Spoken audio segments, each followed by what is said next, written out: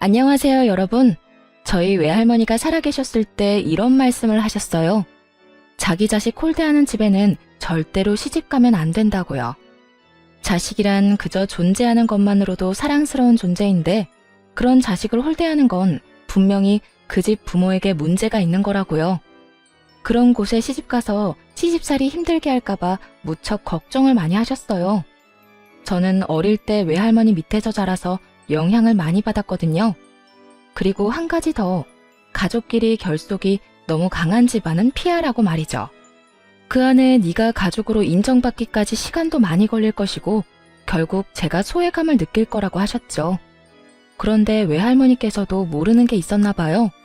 결혼을 해보고 겉과 속이 전혀 다른 가족도 있더라고요. 그런 곳을 정말 조심해야 하는 거죠. 그런 면에서 저희 시댁은 처음에는 정말 잘해주셨어요.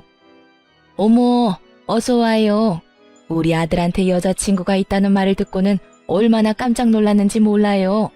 맞아요, 언니. 오빠한테 여자친구가 있다니 상상도 못했어요. 저희끼리 결혼 이야기를 끝내고 시댁에 갔을 때 시모와 신우는 저에게 환대하는 모습을 보여줬어요. 남편 나이가 당시에 38이었고 저도 동갑이었으니 저희 집에서는 빨리 시집가라는 느낌이었고 남편 집안도 그럴 거라고 생각하고 있었죠. 그렇게 설렘과 긴장을 안고 들어간 시댁에서 저는 의외의 상황과 맞닥뜨렸어요. 근데 얼마나 사귀었어요? 오래 사귀었어요? 저희 1년 좀 안 되는 기간 동안 사귀었어요. 아무래도 나이가 있다 보니 자연스레 결혼 이야기 나왔고요. 어머, 1년도 안 됐는데 결혼 이야기 하는 거야? 요즘 애들 그렇게 빠르게 결혼 선택했다가 이혼도 많이 하잖아. 그래도 연애를 2년 정도는 해보고 결혼을 해야 하지 않을까? 저희 집에서는 벌써 결혼하라고 난리라서요. 이 사람이 워낙 괜찮은 사람이라 저도 한다면 빨리 하고 싶고요. 저는 남편을 보며 싱긋 웃었죠. 남편은 순박하고 착한 사람으로 저와 잘 맞았어요.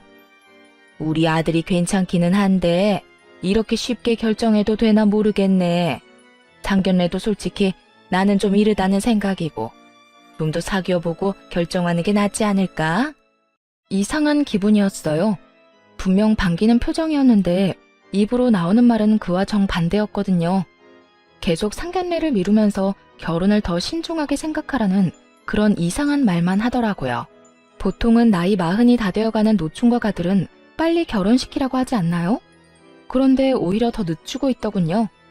저는 그런 그들의 행동에 지지 않고 말했어요. 더 사귀어봐도 똑같은 거면 그냥 같이 사는 게 맞죠. 혹시 집안에 어떤 사정이라도 있나요? 조심스럽게 물어봤어요. 그런데 그 이야기를 하고 나니 표정이 싹 변하더군요. 그것도 남편이 보지 않는 곳에서만요. 그날은 밥이 입으로 들어가는지 코로 들어가는지 모른 채 그렇게 나와야 했어요. 그리고 그 뒤부터 저를 향한 무척 교묘하고 은근한 괴롭힘이 시작됐어요. 저를 싫어하는 건가 생각했는데 저를 초대해 식사를 하자고 하더군요. 그러면서 이렇게 말하더라고요. 어서 와요. 차린 건 많이 없으니까 많이 먹어요. 정말 복스럽게 잘 먹어서 보기 좋아. 아, 근데 우리 예비 며느리는 좀 덜 먹어도 되지 않을까? 아무래도 좀 그렇잖아. 제 통통한 몸을 아래 위로 쳐다보며 은근히 제 외모를 깎아내리더군요. 안 그래도 제가 살집이 좀 있는 편인데 그런 소리를 들으니 순간 속이 확 뒤집히더군요. 뚱뚱한 사람에게 진짜로 뚱뚱하다는 말을 하면 화가 날 수밖에 없잖아요. 그래도 참았어요. 설마 날 비꼬는 건 아닐 거라 생각했죠. 절 비꼬아봤자 뭐 하겠어요? 그리고 드레스 입어야 하는 것 때문에 그런 말 했을 수도 있지. 정말 10번, 100번도 넘게 저를 합리화시켰죠. 그리고 남편도 저를 위로해줬어요. 그런 말을 시모에게 들을 때마다 남편은 저한테 그랬거든요. 괜찮아. 난 토실토실한 자기를 좋아하는데 그래서 결혼하자고 하는 거잖아. 그러니까 그런 걸로 우울해하지 마. 내 눈에만 예뻐 보이면 되니까. 정말 지금 생각해도 참 사랑꾼인 저희 남편이죠. 그런 남편 아니었으면 진짜 다 때려치우고 싶을 만큼 재수없는 게 시모였죠. 그리고 그런 재수없는 사람이 시모 하나만은 아니었어요. 하루는 제가 화장실에 갔는데 신우와 남편이 대화를 나누는 것 같더라고요. 집에 있는 화장실인데 방음이 잘 안 되는 건지 둘이 화장실과 가까운 곳에 있어서 그런 건지 소리가 들리더라고요. 그런데 신우가 어이없는 소리를 남편에게 하더라고요. 오빠는 저 사람 어디가 좋아서 만나? 예쁘지도 않고 그렇다고 직업이 좋은 것도 아니고. 그리고 우리 엄마한테도 가끔씩 정색하는 거 봤거든? 게다가 나까지 무시하는 시선 보낸다니까. 그것도 오빠 없을 때만. 화장실 안에서 그 이야기 듣는데 누구 이야기인가 싶었어요. 그런 적 없고 그런 짓만 당했는데 제가 대체 누구에게 그런 짓을 했다는 거죠? 어쨌든 나는 그 여자랑 오빠 결혼하는 거 싫어. 오빠가 결혼 다시 생각해보면 안 돼? 더 이상 듣고 있기 싫어서 일부러 화장실 문을 요란하게 열고 밖으로 나왔어요. 그랬더니 신우가 셀쭉한 얼굴로 저를 노려보더군요. 정말 갈수록 이해 불가였어요. 제가 대체 뭘 했길래 이 사람들한테 이런 취급을 받는지 도무지 짐작 가는 일이 아무것도 없었거든요. 그래도 다행인 것은 남편은 그런 방해에도 절대로 낚이지 않았다는 거죠. 결국 자기 마음대로 되지 않는 남편을 시모와 신우는 번갈아가며 괴롭혔어요. 은근한 전략이 안 먹히는 것 같으니 그 후에는 아주 직접적으로 남편에게 요구하더라고요. 나는 저 애를 며느리로 삼기 싫어. 덩치도 크고 얼마나 게을러 보이니? 그렇지 않아도 너희 아버지 암 때문에 병원에 계시고 할머니도 요양원에 계시는데 저런 애가 들어와서 도움이 될 리가 없잖아. 그래, 오빠는 사람 보는 눈이 너무 없어. 더 괜찮은 사람이 있을 건데 왜 저런 여자를 데려와? 나는 이 결혼 절대 반대야. 그리고 오빠도 알잖아. 부모가 반대하는 결혼했다가 어떻게 되는지. 우리랑 인연 끊고 싶으면 그 여자랑 결혼하던가. 정말 상상을 초월하는 말로 남편을 괴롭혔더군요. 저는 덩치가 있긴 하지만 그렇다고 게으른 성격은 아니었어요. 행동하는 것보다 많이 먹어서 그렇지 체력은 다른 사람들보다 훨씬 좋은 편이었고요. 그리고 저는 저를 사랑해주는 사람을 그대로 놓아버릴 정도로 포기가 빠른 편은 아니었어요. 오히려 물고 늘어지는 편이었죠. 그리고 다들 알다시피 자고로 연애라는 건 주변에서 말릴수록 더 불타오르는 거라고 하지 않던가요?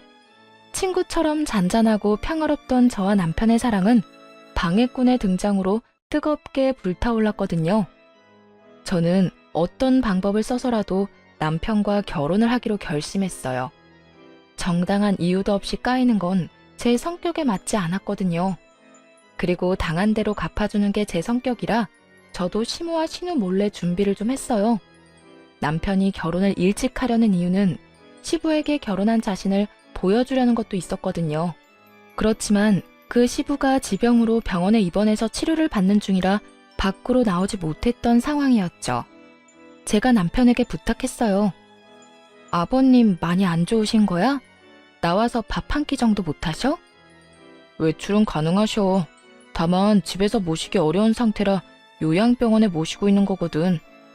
아예 밖으로 나오지 못할 정도는 아니라는 말에 저는 일이 쉽게 풀릴 거라 생각하고 웃어 보였어요. 그리고 주말 시부의 컨디션이 좋을 때 시간을 정해 시부의 외출을 감행했어요. 물론 시부에게는 당일 가서 말씀드렸어요. 미리 말하면 시모와 신우가 또 깽판 칠 것 같았거든요. 그리고 제가 입을 옷은 남편이, 남편의 신발과 넥타이는 제가 준비했어요. 그렇게 저희 부모님과 시부를 대면시켰죠. 아유, 이렇게 귀한 딸을 시집 보내려면 마음이 아프시겠습니다. 아니요, 저희 애가 많이 모자랍니다. 일하느라 집안일도 잘 못 거들어서 처음에는 많이 부족할지 몰라요. 그래도 애정으로 봐주세요. 못하는 걸 못한 채로 두는 아이는 아닌지라 조금씩 잘해 나갈 거예요. 예, 제가 몸이 이 모양이라 아들놈 장가가는 게 소원이었는데 며느리가 그걸 이뤄주는 것 같아 고맙네요. 그리고 입원한 동안 아들 통해서 며느리가 이것저것 제 편의를 많이 봐줬다고 들었습니다.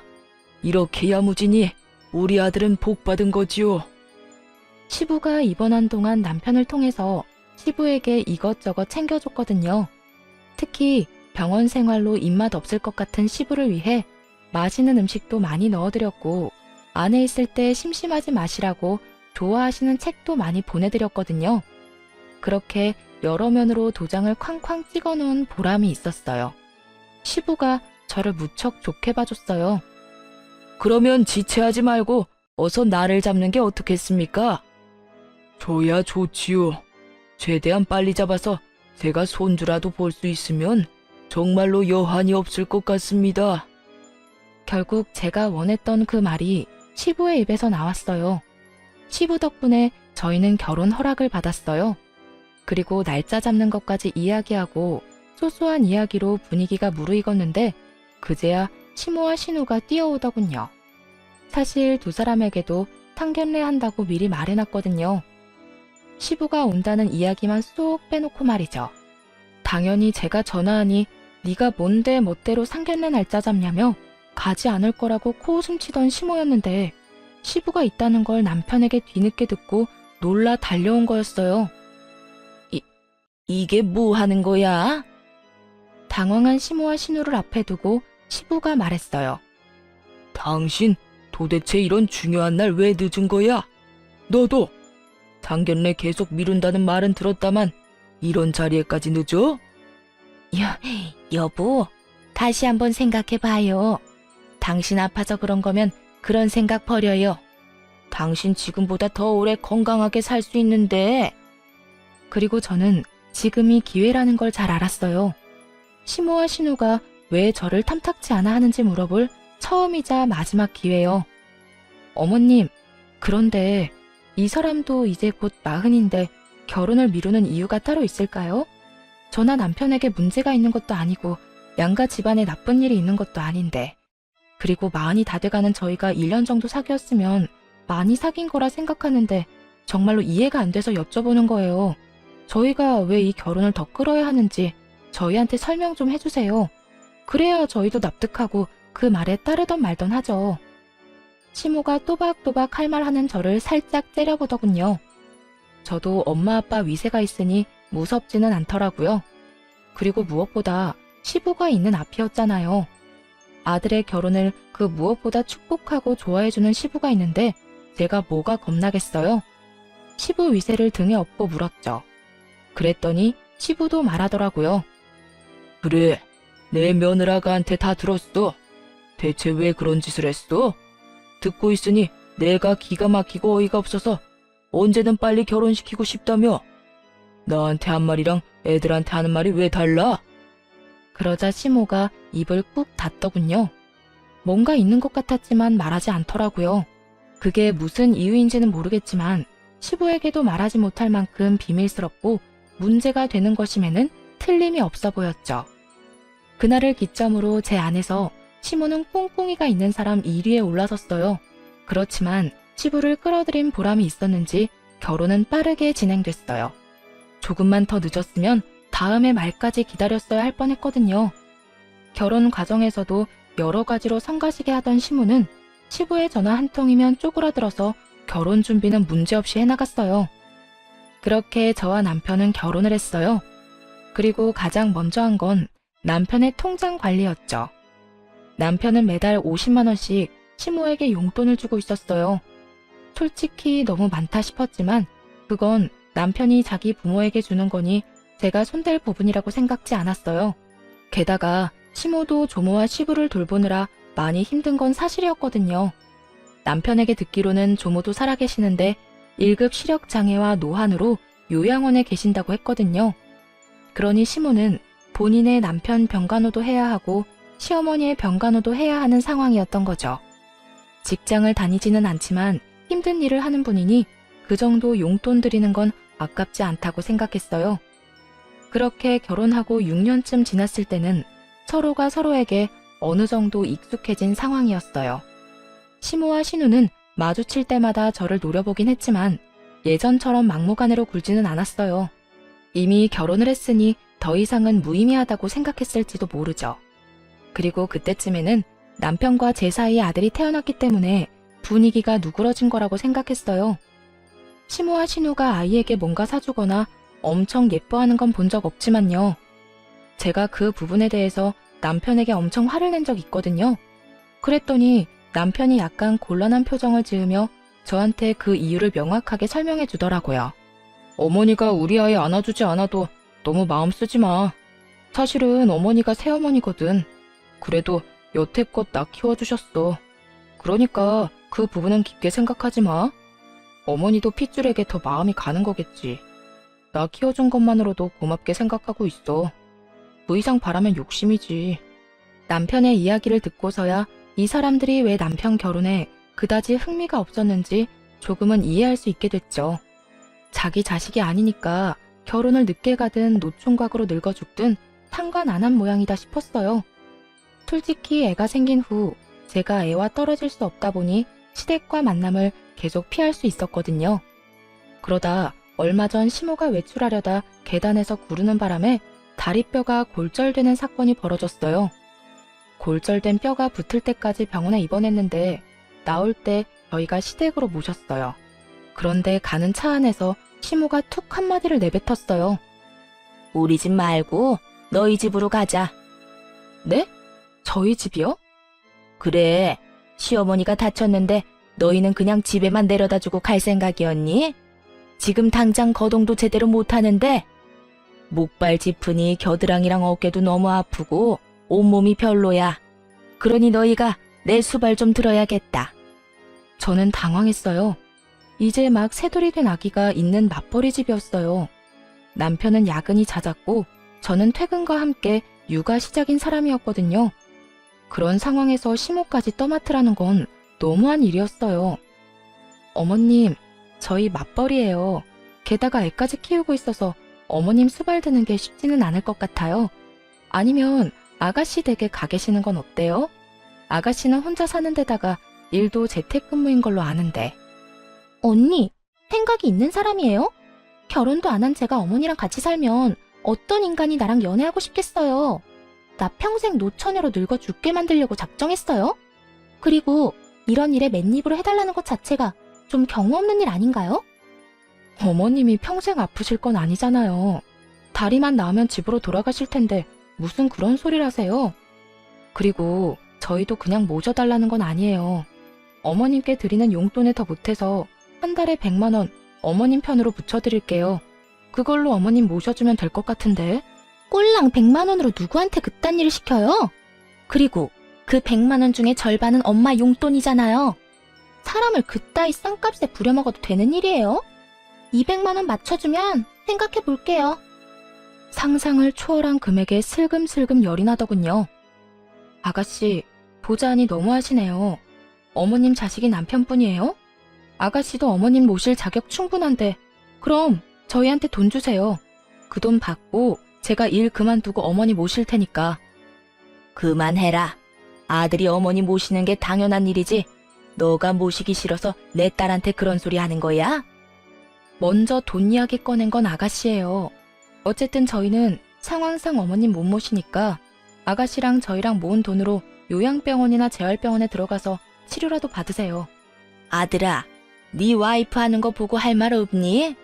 내가 그래서 처음부터 마음에 안 든다고 누누이 말하지 않았어. 이거 봐라. 아픈 엄마 모시고 싶지도 않다며 네 누이 동생한테 미루는 것 좀 봐. 내가 이렇게 비참하게 살아야겠어? 어머니, 저도 어머니 마음은 이해가 가지만 저희 상황도 생각해 주세요. 저도 야근 많고 이 사람도 집에 와서 독박 육아해서 정말로 어머니 모실 시간 여유가 전혀 없어요. 병원이라도 들어가 계시면 자주 찾아뵙고 원하는 거 넣어드릴게요. 그리고 괜찮아지면 집으로 오시면 되고요. 뭔가 남편이 한마디 해주길 바란 모양이더라고요. 그런데 남편이 그렇게 나오니 시모가 기가 찬 듯 남편을 쳐다봤어요. 너 결혼했다고 사람이 바뀌었네. 예전에는 내가 하란 대로 꼬박꼬박 해주더니 이제는 그런 거 해줄 필요 없니? 그것도 다 네 와이프가 뒤에서 시키는 거겠지? 와이프한테 제발 뭐라고 하지 마세요. 대체 왜 이러세요? 어쨌든 저희는 거절했으니까 동생이랑 상의해서 저한테 알려주세요. 그렇게 남편은 시모와 신우를 시댁에 내려주고 집으로 돌아왔어요. 그리고 그렇게 끝난 줄 알았는데 저희 마음속에서만 끝난 일이더군요. 예, 너 정말로 나 수발 안 들 거니? 이래서 키워준 은혜도 모른다는 말이 나오는 거야. 내가 너한테 얼마나 신경을 썼는데. 지금 와서 나한테 이딴 취급을 받게 해? 오빠, 진짜 너무해. 어떻게 나한테 엄마를 맡으라고 할 수 있어? 오빠가 인간이야? 두 사람이 교대로 남편을 끊임없이 괴롭혔어요. 아주 거머리가 따로 없을 정도였죠. 시모는 전화통화로, 신우는 찾아와서 남편을 괴롭혀댔어요. 그렇잖아도 살이 안 찌는 사람이 피로로 늙어가기까지 하니 저도 이제는 못 참겠더군요. 시모와 신우에게 한마디씩 하려다가 남편 말이 생각나서 그것도 못할 짓이더라고요. 자기 키워준 어머니라며 이해해달라는 그날의 남편 목소리가 제 머릿속을 떠나지 않았거든요. 결국 저는 시모를 저희 집으로 데려오도록 했어요. 다만 딱 두 달만 봐주기로 약속을 했고요. 신우에게 돈도 받아내고 싶었는데 신우가 제대로 된 일도 안 하고 다니니 어쩔 수 없이 아무것도 받지 않고 시모를 봐주기로 했어요. 그런데 온 첫날부터 저에게는 지옥과 다름없었어요. 아침에 출근할 때 점심 식사도 다 해놔야 되는 거 아니니? 반찬이 빈약해서 뼈가 낫겠어? 네 자식이 아팠어도 일이 성의 없이 했을까? 저녁밥이 느끼해서 그런지 상큼한 과일이 먹고 싶구나. 냉장고에 들어있던 건 신선하지 않으니까 나가서 좀 사와. 복숭아나 메론 같은 걸로. 시모는 정말 진상 중에서도 상진상이었어요. 집에 없는 와중에도 전화를 해서 저에게 끊임없이 무언가를 요구했고 집에 와서는 남편이 돌아올 때까지 애를 볼 시간도 없이 휘둘렸어요. 정말 온갖 트집을 다 잡더군요. 그렇게 2주의 시간이 흘렀어요. 그런데 그 2주 동안 시모는 한 번도 시부나 조모에 대한 이야기를 묻지 않더군요. 시모가 시부의 병간호를 책임지고 있었다는 건 알고 있었거든요. 그런데 시모도 시부도 서로에게 연락을 하지 않는 걸 보고 의아한 기분이 들더군요. 따로 남편에게 말해서 함께 시부의 병원으로 향하기로 했어요. 조모가 있는 요양원은 그리 멀지 않았기에 거기부터 들리기로 했어요. 저희는 한 달에 한 번씩 꼬박꼬박 조모 병원을 찾았거든요. 그런데 이번에는 시모 문제에 여러 가지 문제가 겹쳐서 지난달에는 방문을 못한 상태였어요. 그런데 간호사가 저희한테 이상한 말로 인사를 전하더군요. 어머, 얼굴 잊어버리겠어요. 사실은 어르신도 보호자분들 오시길 엄청 기다렸거든요. 그래요? 저희 주 보호자는 저희 어머니인데 언제 오고 안 오셨는지 알 수 있나요? 잠깐 차트 볼게요. 그러면서 컴퓨터를 훑는 간호사의 시간이 점점 길어졌어요. 드디어 찾았는지 밝은 얼굴로 제게 말해줬어요. 6개월 전에 한 번 오신 거로 되어 있네요. 어머님이 오셨다고 차트에 적혀 있어요. 저희도 한 달에 한 번씩은 오는데 시모가 6개월 동안 안 온 걸 보니 뭔가 이상하다 싶었어요. 그러고 보니 저희가 수발 들고 있는 와중에도 조모와 시부를 신경 쓰는 걸 한 번도 못 봤거든요. 이상한 일 투성이었지만 면회 중에 그 생각만 할 수도 없으니 얼른 시조모를 찾아뵙고 인사를 드렸어요. 할머니, 저희 왔어요. 아이고, 그래. 우리 새끼 왔니? 네, 지난달에는 죄송해요. 어머니도 다치시는 바람에 경황이 없었거든요. 밖에서 사온 음료를 옆 침대분들에게도 챙겨주고 조모를 휠체어에 태워 요양원 내에 조용한 곳으로 갔어요. 시모는 눈이 잘 보이지 않는 만큼 청력이 예민하셔서 갑자기 고함을 질러대는 치매 노인과 같이 있는 걸 싫어하셨거든요. 우리 손자, 손 좀 잡아보자. 눈이 잘 안 보이는 시조모께서 남편의 손과 팔, 얼굴을 더듬거렸어요. 너 혹시 살 빠졌니? 건강 챙겨야 한다. 너는 어릴 때부터 몸이 허약해서. 그러더니 손자 손을 꼭 잡고는 머뭇머뭇 한마디를 꺼내셨어요. 너 혹시 너희 엄마 때문에 힘든 건 아니지? 남편이 아무 대답하지 않자 조모가 남편 손을 더 꼭 잡았어요. 내가 더 건강하게 오래 살았어야 했어. 이런 곳에 들어오지 말고. 너 혹시 네 새엄마가 너 버리려고 한 건 기억하니? 순간 저도 남편도 흠칫 굳었죠. 설마 이런 내용을 말해줄 거라고는 생각도 못했거든요. 엄마가 진짜 그랬다고요? 그래. 그 뒤로도 너 키우기 싫다고 나 찾아와서 하소연하는 거 내가 따끔하게 일러 보냈다. 그런데 이상하지? 너 다 크고 나니까 그런 말이 없어. 너 성인 될 때까지 주구장창 와서 네 욕만 하던 년이. 남편은 자신을 길러준 새엄마에 대해 항상 고마운 마음을 가지고 있었어요. 그건 옆에서 봐온 제 눈에도 그렇게 보였거든요. 그런데 그 모든 게 가식이었고 남편이 미성년자 시절 내내 그렇게 생각했다는 거잖아요. 그런데 왜 성인이 되고 나서는 그런 말이 없었나 의아했어요. 성인이 된 후에도 남편은 시댁에서 함께 살고 있었거든요. 분명 얼굴 마주치는 건 똑같은데 성인이 되기 전과 된 후의 모습이 달랐을까요? 남편은 골똘히 뭔가를 생각하고 또 생각하는 모습이었어요. 저도 조모 말에 충격을 받기는 했지만 그래도 저까지 흔들려서는 안 된다고 생각했어요. 그리고 당사자가 아니었으니 남편보다는 충격을 덜 받을 수밖에 없잖아요. 그래서 곁에서 조용히 남편을 토닥여줬어요.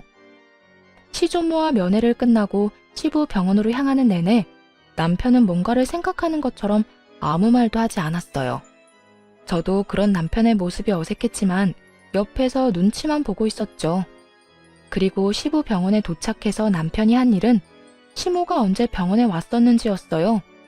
생각보다 시부 병원에는 자주 왔더군요.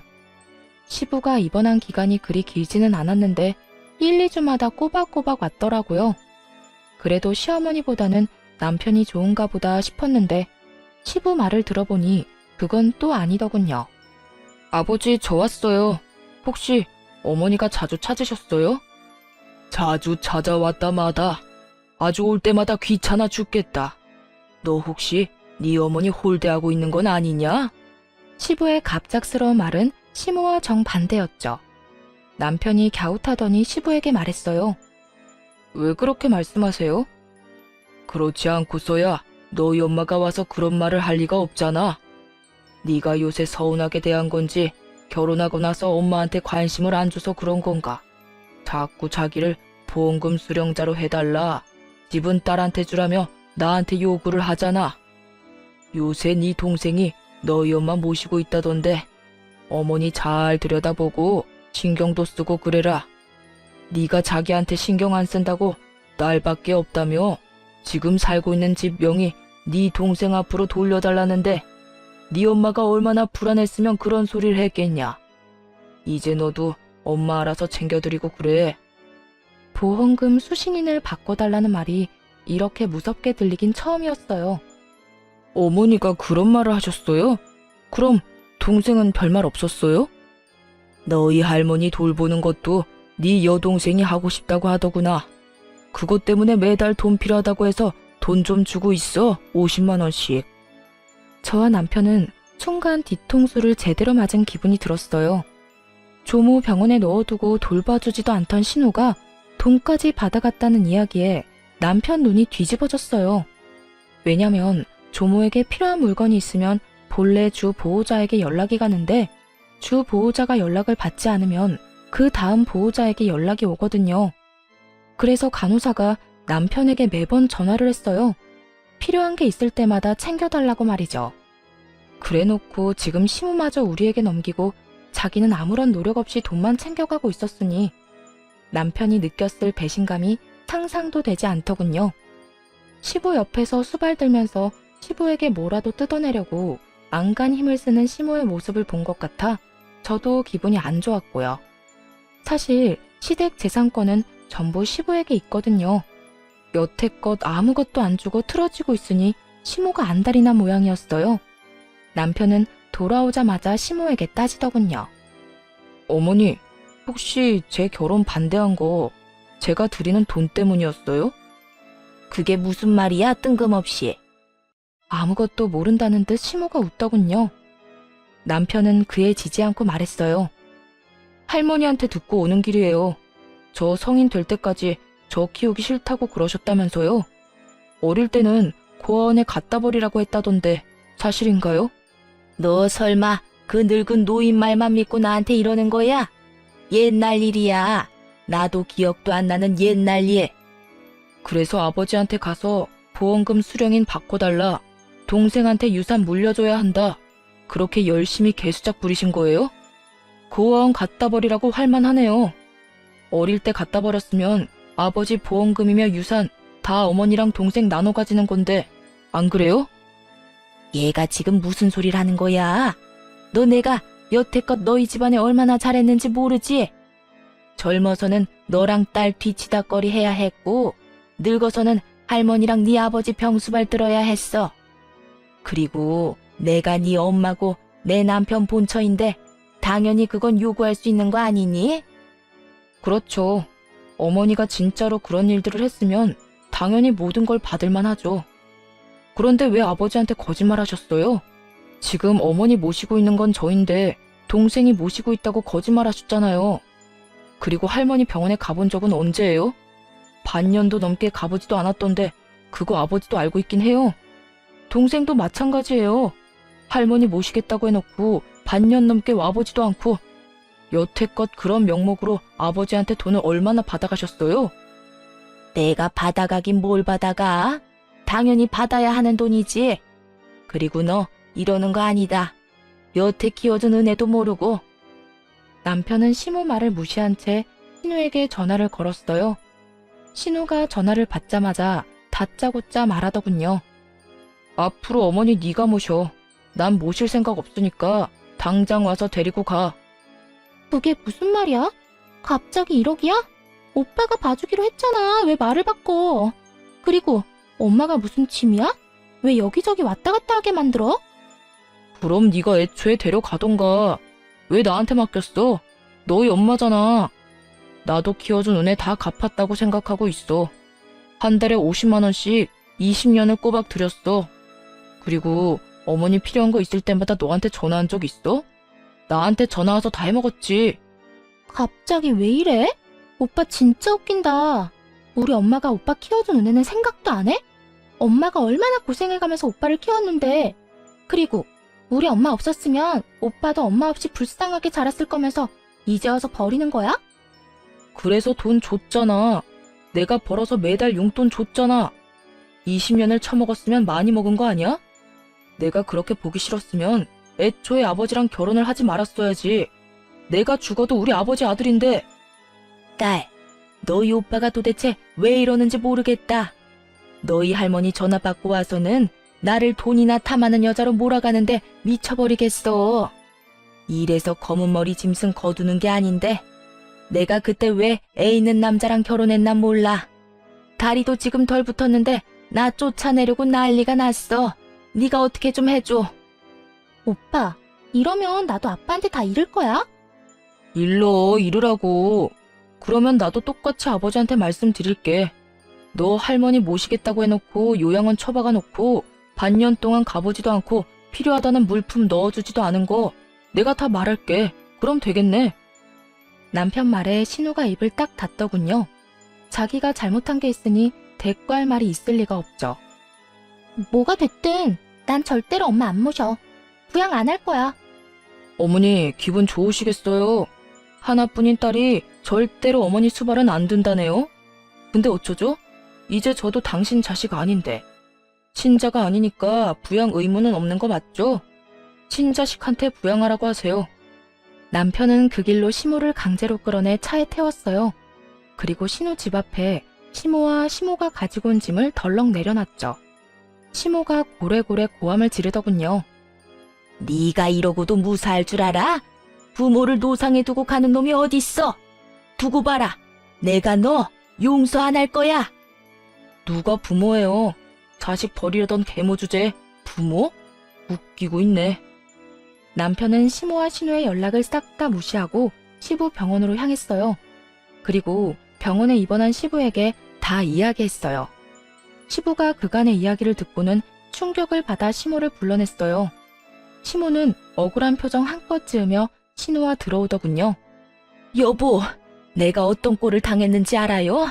당신 없다고 저 녀석이 나를 얼마나 홀대하던지. 뼈가 다 붙지도 않았는데 저를 강제로 쫓아내더라니까요. 당신 딸 집에 있는 거 아니었어? 나한테는 딸이 수발 다 든다고 했잖아. 그제야 자기가 말실수를 했다는 걸 깨달았는지 입술을 꽉 닫더군요. 그래놓고 나한테는 아들 녀석이 잘못한 것처럼 말을 했어? 도대체 이유가 뭐야? 그리고 당신, 어머니 요양원에 모셔놓고 어떻게 반년 동안 병문안을 안 가볼 수가 있어? 며느리잖아. 그러라고 돈도 줬잖아. 나한테 오는 길에 어머니 뵙고 왔다면서 뻔뻔하게 거짓말을 해? 그래놓고 뭐? 보험금 수령인을 당신 앞으로 해달라고? 당신 같은 거짓말쟁이한테? 여보, 제가 하는 이야기 믿지 마요. 그거 다 우리 이간질 시키려고. 이간질은 무슨, 내가 병원에 전화해서 직접 알아봤는데 이게 대체 뭐 하는 짓이야? 당신이 그러고도 사람이야? 나 병원에 입원하면서 딱 한 가지 부탁했어. 어머니 잘 좀 모셔달라고. 그런데 보라는 어머니는 안 보고 나한테 찾아와서 돈 뜯을 생각만 해? 아버지, 어머니한테만 뭐라고 하지 마요. 엄마가 얼마나 힘들었는데요. 아버지가 그러면 안 되죠. 그래, 안 되겠지. 네 엄마처럼 너도 나한테 거짓말하고 할머니 내버려 뒀잖아. 도대체가 내가 입원한 동안 무슨 일이 생긴 거야? 당신, 지금 당장 우리 집에서 나가. 주민등록 말소 신청할 테니까. 여보, 아버지! 나 부르지 마라. 가만 보니 우리 아들 결혼 계속 미룬 것부터 이상하다 싶었어. 나하고 말할 때는 빨리 장가 보내야 한다더니 장가 간다는 애한테 못 가게 막은 거 아들 돈 때문이지? 우리 아들이 돈 벌어서 당신한테 돈 주고 내가 당신 고생한다고 생활비조로 돈 주고 그러니까 일도 안 하고 편하게 지내려고. 결국 시부의 불호령에 시모와 신우는 아무 소리도 못하고 쫓겨났어요. 그리고 정말로 시부는 시모의 주민등록을 말소시켜버렸어요. 두 사람은 재혼인데다가 등본상으로는 배우자가 아닌 동거인으로 되어 있어서 가정이 좀 단순했죠. 이혼도 필요 없는 상황이더라고요. 법적으로 혼인신고가 된 게 아니었더라고요. 나중에 알게 된 사실인데 시모가 몇 달 있어보고 아니다 싶으면 튈 생각이었나 보더라고요. 그래서 시부 쪽이 아닌 시모 쪽에서 혼인신고는 안 하겠다고 했고 그 뒤로 계속 이렇게 혼인신고 안 하고 살았다더군요. 그러다 남편이 결혼하고 시부가 곧 죽을 것처럼 병원에 들어가 있으니 그제서야 재산을 챙길 생각으로 중간에서 날조하고 다닌 거였죠. 자기들에게 재산을 주기를 원한 거고요.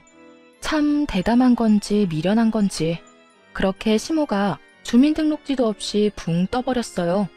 그러자 시모와 신우가 매일같이 시부에게 찾아가 눈물로 애원을 하더라고요.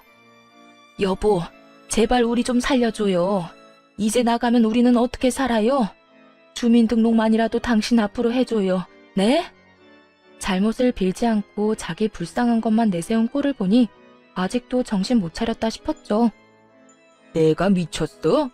여태껏 우리 집 재산 갉아먹고 있던 인간들한테 내가 왜 그런 행동을 해? 내가 당신한테 여태 못한 게 뭐가 있어? 그런데 내 아들을 불효자로 몰아서 나랑 이간질을 시키려고 했어? 그러고 나서는 내 재산 다 당신 딸이랑 나눠 가질 생각이었냐고? 그런 게 아니라고 했잖아요. 딸, 너도 아버지한테 뭐라고 해봐. 엄마 그러면 네 밑으로 들어가도 되겠니? 난 이렇게 혼자서는 못 살아. 넌 진짜 내 딸이잖니. 그렇게 엄마를 소중히 생각하던 신우도 수발 들라는 말 앞에서는 신중해지더군요. 신우 대답이 웃겼어요. 엄마, 딸한테 기생충처럼 들러붙을 거야? 결혼도 안 했는데? 아빠, 그리고 나 이제부터 할머니 요양원에 자주 갈 거예요. 그러니까 제발 저는 내치지 마세요. 네? 엄마는 남이지만 저는 아빠 핏줄이잖아요. 자기 살 길 찾을 거라고 제 어미를 발판으로 삼는 것도 참 혼자 보기 아까운 장면이긴 했죠. 결국 그 둘의 눈물 나는 총극을 감상한 시부는 완전 열이 끝까지 받아버려 두 사람 눈앞에서 모든 것을 끝장내버렸어요. 돈이 그렇게 중요하냐? 너희가 그 돈 없어도 나한테 들러붙나 보자. 내가 가진 재산 전부 우리 아들한테 증여할 거야. 내 집도 내 재산도 싹 다 아들한테 증여하고 나와 내 어머니 죽을 때까지 모시라고 할 거다. 이제 됐어? 시부의 폭탄 선언에 시모가 더 큰 고함 소리로 울었어요. 여보, 어떻게 나한테 한 푼도 안 남겨줄 수가 있어요? 이건 잘못된 거예요. 제가 당신 아들을 어떻게 키웠는데? 어떻게 키우긴? 내 아들 그저 네 돈주머니로 생각한 주제에 내가 어머니한테 그 말 듣고 기도 안 차서 내 아들을 네가 뭔데 고아원에 넣어라 마라 해. 당신이 뭔데? 그렇다고 내가 돈을 덜 줬어? 생활비에 당신 용돈까지 돈 넣어줬는데 왜 내 아들을 저렇게 비참하게 만들어? 그리고 당신 내 아들 키우면서 딸애보다 더 잘해준 적 있어? 내가 말은 안 했지만 매번 당신은 딸만 감싸돌았지. 커서 이젠 좀 괜찮아졌나 싶었더니 네 딸만 자식이고 내 아들은 자식도 아니야? 내가 네 딸년 신경 써줬으면 너도 내 아들 힘들게 만들지 말았어야지. 늙은 할망구가 한 말 때문에 지금 이러는 거예요? 처음에 그랬지만 그 뒤에는 괜찮았다고요. 돈 주니까 괜찮았겠지. 내 말 틀렸어? 양심을 좀 챙겨. 결국 시모는 찍소리도 못하고 시부의 호통에 쭈그러졌어요. 저도 나중에 알았는데 신우는 시모가 데려온 딸이었고 남편은 시부가 데려온 아들이었더군요. 나이 차가 좀 있어서 제가 후 시모가 낳은 아이라고 생각했는데 피도 이어지지 않은 모양이었더라고요. 신우는 그 사실도 몰랐는지 자기가 시부의 딸이 아니라는 걸 알고 더 놀랐어요. 솔직히 시부가 딸을 대함에 있어서 너무 격없고 잘해줬기에 핏줄이 아니라는 건 예상도 못했었어요. 결국 한바탕 난리가 나고 시모와 신우는 그 뒤로 감쪽같이 모습을 감췄어요. 그리고 몇 달 뒤에 소식을 듣게 됐어요. 시모가 치매에 걸렸다는 소식이요. 연세가 그래도 그렇게 많지는 않았는데 짧은 시간 스트레스를 많이 받은 모양이었더라고요. 알고 보니 시부에게 쫓겨나서 갈 곳 없으니 신우 집에서 지내게 해달라고 사정했던 것 같더라고요. 절대로 수발 안 들겠다며 버티던 신우가 한 가지 조건으로 집에 살 수 있도록 해줬대요. 월세를 받겠다고 했답니다. 자기 어머니한테 그리고 집에서 쓰는 거 다 시모가 벌어서 쓰라고 했다네요. 결국 시모는 늙은 60대 후반의 나이에 여기저기 돈 벌러 해본 적도 없던 농사일에 굳은 일까지 했다고 해요. 열심히 신우의 빨대가 되어 돈 벌어다 줬는데 결국 얻은 건 치매뿐이었죠. 참 똑같은 인간들이었어요. 아들 장가도 못 가게 하고 빨대 꽂으려 했던 시모나 그런 늙은 시모에게 빨대 꽂아서 치매에 걸리게 만든 신우나 거기서 거기더라고요. 그 이야기 듣는데 참 헛웃음만 나오더군요. 시모와 신우가 양보하고 조금씩 물러섰다면 상황은 이런 식으로 흐르지는 않았을 거예요. 남편은 책임감이 강하고 주변 사람들에게 참 잘하는 사람이거든요. 떡을 하나 받으면 떡 한 봉지로 갚는 사람이요. 시모가 마지막까지 모르는 게 하나 있었는데 시모는 이 모든 사태가 시조모의 말 때문에 일어난 거라고 착각하고 있더라고요. 그런데 남편은 이미 시모가 자신을 싫어한다는 생각을 어렴풋이 하고 있었더라고요. 특히 결혼하고 나서 그것을 제일 강하게 느꼈다고 하더군요. 우리 아이가 태어나고 눈길 한번 안 주고 안아주지도 않았으니까요. 하물며 친정에서 아기용품이 선물로 수두룩하게 흘러들어올 때 시댁에서는 아무것도 주지 않고 관심조차 주지 않았을 때 그때 정말 강하게 그런 느낌을 받았대요. 그래서 그 뒤에 알게 된 그 이야기에 더 화가 났던 거고요. 만약 시모가 남편을 최소한 싫어하지는 않았더라도 남편은 시모의 가장 든든한 사람이 되었을 거예요. 신우도 마찬가지죠. 신우가 조금만 덜 이기적으로 굴었다면 남편은 신우를 친동생으로 여기며 무엇이든 해줬을 거예요. 그런 사람이거든요. 그런데 그렇게 좋은 사람 뒤통수를 치려고 했으니 사실 남편이 동생 결혼할 때 대비해서 적금도 모으고 있었거든요. 아버지 아프고 아버지 번 돈이 병원비로 들어가는 상황에서 동생이랑 어머니는 자기가 책임져야 한다고 생각했나 봐요. 그런데 그런 식으로 뒤통수를 맞았으니 그 사람들 서로가 서로에게 하는 것만 봐도 인연 끊는 게 충분히 이해가 가는 사람들이잖아요. 시모는 딸한테 시달려 등골 빠지게 일하다 치매나 걸리고 딸은 시모한테 빨대 꽂으려다 더 큰 짐을 얻게 됐으니 자기가 뿌린 대로 고스란히 걷어들인 거였죠.